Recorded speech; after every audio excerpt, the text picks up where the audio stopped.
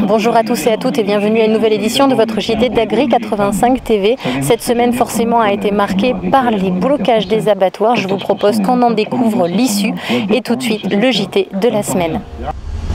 En Vendée, on avait fait le choix qui était quand même assez audacieux, c'est de bloquer 2 sites, c'est couper les agriculteurs en 2. Sur les 4 jours, c'est plus de 1500 personnes qui sont passées sur les sites en se relayant toutes les 6 heures. Et je tire un coup de chapeau aux Vendéens, mais aussi aux Ligériens, aux gens de Loire-Atlantique qui sont venus nous donner un peu un coup de main. Car derrière, on était aussi en Maine-et-Loire, en Deux-Sèvres, et ça veut dire vraiment qu'une région était mobilisée.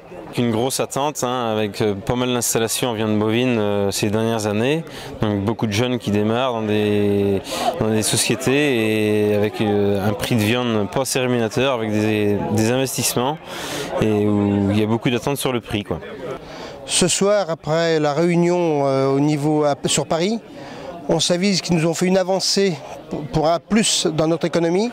5 centimes d'euros par semaine, c'est peut-être pas grand-chose aujourd'hui, mais il faut l'attendre sur 12 semaines.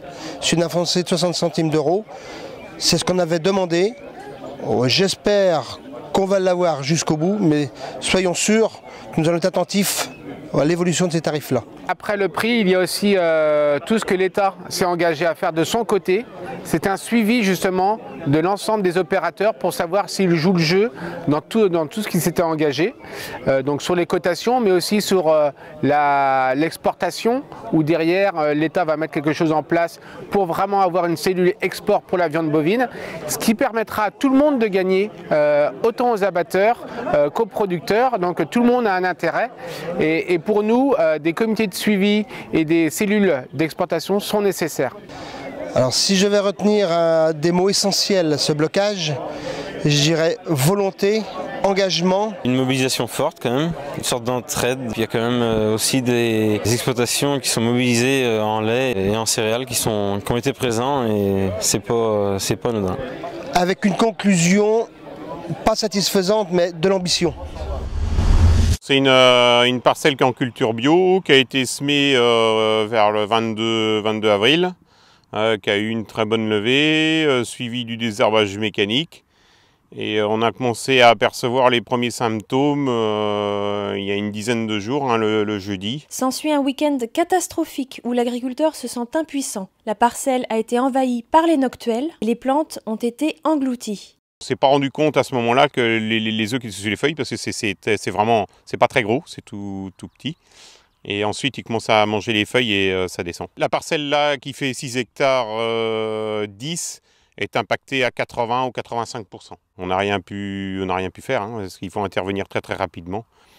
Et donc, on va voir ce qu'on peut faire derrière cette parcelle pour la remettre en culture. L'objectif d'abord, ça va être de faire un travail du sol pour essayer de les détruire, d'éviter. Maintenant, le cycle, le souci, il va falloir qu'on essaye de déterminer.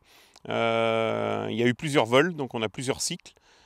Donc ça va être d'essayer de travailler la superficie du sol pour essayer de les neutraliser, tout d'abord. Puis après, on surveillera l'évolution et on verra si on peut réimplanter une autre culture derrière. Parce que j'avais prévu des cultures dérobées derrière de l'orge, donc peut-être qu'elles vont passer ici.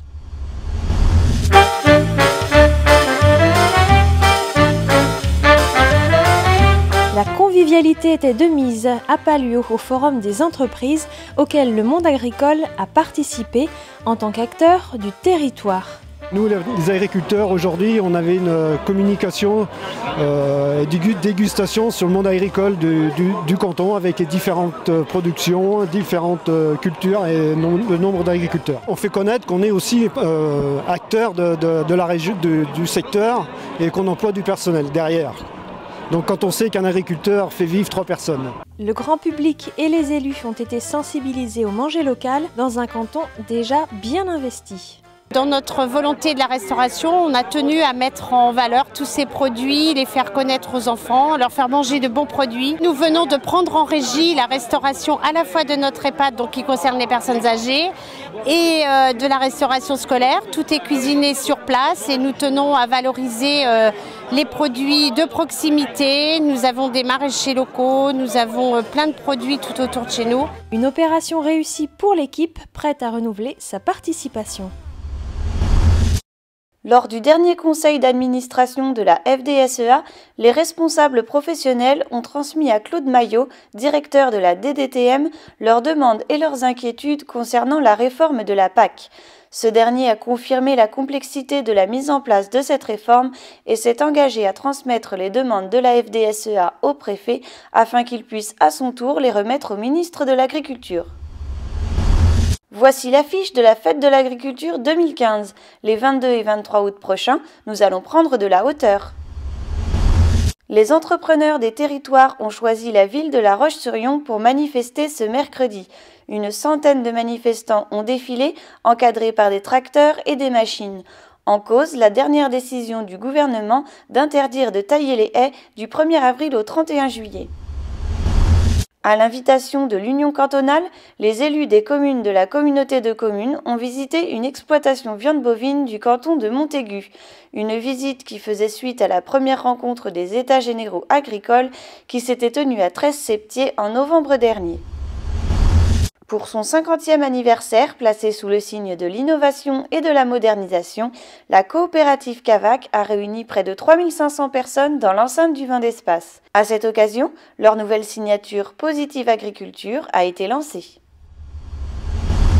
Voilà, votre JT d'Agri 85 TV se termine. Très bonne semaine à tous et à toutes et à vendredi prochain pour de nouvelles actualités agricoles.